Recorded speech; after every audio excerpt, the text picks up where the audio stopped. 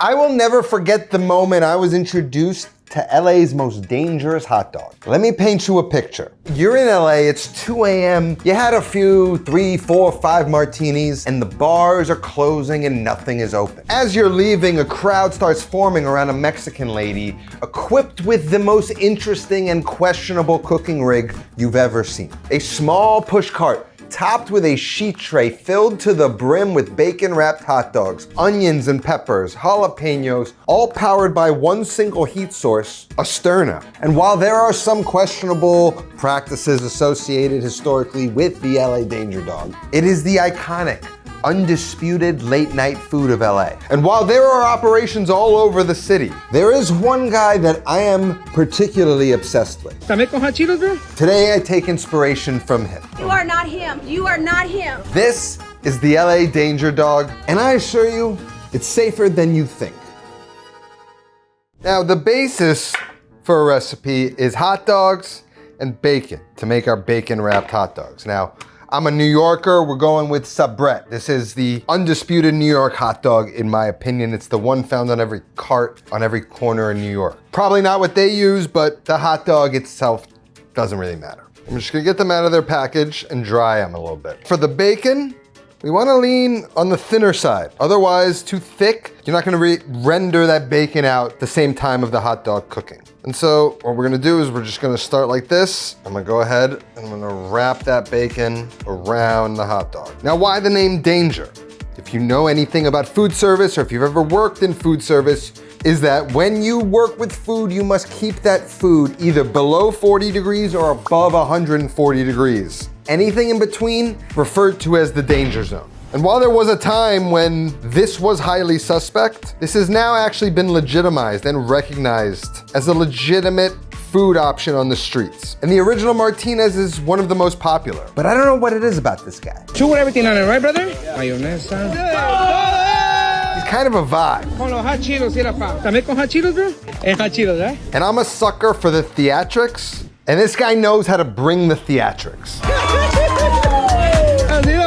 This is gonna go into the fridge where it's below 40 degrees. We're gonna allow that bacon to kind of firm up and wrap tightly around those hot dogs. Next up, onions and peppers. For the onion, we're just gonna take the top, take the bottom off, cut it in half, get those skins off. Now to cut this onion, you can cut it 2 ways. Orbitally, which is cutting along the lines that run across the surface, or you can cut it across. This way, it's going to cut more of the fibers of the onion, so this will break down more tender, more buttery after cooking. If we cut along the sides, we got less cells cut through in the onion, so while it'll cook down and soften, it's gonna still have a little bit more texture.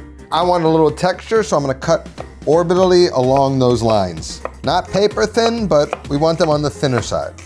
Make our way across until we no longer have stability in the onion, and then we're just gonna push it over, do the same thing. Next up, we've got some red bell peppers. We're just gonna slice the cheeks around the pepper, not lengthwise. We're gonna turn it, and we're gonna cut strips. Our veg is ready. The last thing to prep, Flamin Hot Cheetos, bro. This is Martinez's sort of signature move. And while I'm not a Flamin Hot Cheeto guy myself, there's a time and a place for everything. Bag of Flamin Hot Cheetos into a food processor. We're just gonna process it into like a dust. Just gonna get it in here so I can transfer it into my retrofitted dispenser. Now, I'm not saying this to brag. I have made ravioli dough out of Flamin Hot Cheetos. So they are, while a versatile cooking tool, you don't need it every day. Then we've got our jalapenos, which we're gonna just sear up with our veg. We've got our sauces.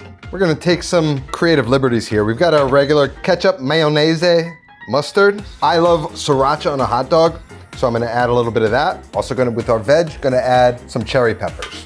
And then of course, the sturdiest bun for something like this, in my opinion, that I can find, Martin's hot dog rolls. Now you know I like to recreate things true to form, authentically. And like I said, we're not setting up a push cart with a sheet tray, but we're gonna try and make this Very much in the spirit of the Martinez LA dog. Now, while we will not be using a sheet tray to cook these, I am gonna need a flat top style griddle to cook our danger dogs. So I'm gonna need our carbon steel griddle and the press from our sponsor today, Made In. And by the look of it, you could tell it's something I use all the time. It sits right on my stove. I flaunt it. The Made In griddle brings restaurant quality cooking right to your home. It's heat safe up to 1200 degrees, so it can be used outdoors on a grill, over an open flame, or indoors on a gas, electric, or induction cooktop. The griddle's pre-seasoned and naturally non-stick, ready to use right out of the box without any chemicals or coatings. And just like cast iron, as you use and season your carbon steel griddle, it'll continue to develop a naturally non-stick surface. And one of the reasons I love it so much is because it covers 2 burners, it maximizes the cooking space, so I can cook large batches of things without worrying about overcrowding the pan. It really is a great thing to have at home. If you want to pick yourself up one and save on all of the amazing products Made In has to offer, head on down to the link in my description. Now it's time to make LA Danger Dogs. Now, as far as setup goes, if you pay close attention to the actual sheet tray cooking surface, you'll notice a warped dimple at the center where the heat source sits. That's the hot spot, and that's where all the fat pools and where everything cooks. With our griddle, we're gonna do a similar thing. I'm gonna have the hot spot be here and turn the front burner on. The back's gonna stay warm, and I can push everything off to the back and just cook everything sort of right here. While that's slowly heating up, so we can render our bacon nicely, gonna place seam side down, keep that bacon nice and secured right on the griddle. Then I'm gonna place my press on them just to make sure that we keep that bacon nice and sealed and secured to the hot dogs. We're just gonna cook these, slowly allowing the bacon fat to render. We don't wanna cook them too fast, too hard. If it was just hot dogs, it'd be different, but now we're trying to render that fat, not only to get the bacon crispy around the hot dog, but to give us a cooking fat to cook the rest of our vegetables with. After about 5 or 6 minutes, once you can tell it's starting to brown on that first side, but the bacon's still holding together, you can rotate them. And the trick that I found to prevent it from unraveling around the hot dog is not too hot of a temperature to start. Once they start browning and we get close, we're really just turning them and ensuring there is no unrendered fat in the bacon. That's starting to look like what you want to see. Golden brown all over the surface. Now you see how the bacon has completely brown. There's no visible white fat present any longer. You've just got crisp bacon wrapping around hot dog. As they sort of finish, we can transfer them back to the holding position. We can get our jalapenos on, and you'll notice we have all of this bacon fat, and that's why we cook this first. We want that bacon fat for our vegetables. When you see the jalapenos start blistering, just keep rotating them. And I think our dogs are just about done. Now, where we cooked our hot dogs, in with the onions. And now we're cooking like Martinez. Love it. All the bacon fat, all the little bacon bits will be picked up by the moisture of the onions. After a minute or two, when we've started to get a little bit of color and those onions softening, then we go on with our peppers.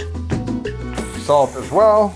Now we're just looking to get a little color, a little char, soften all the vegetables, and we're almost there.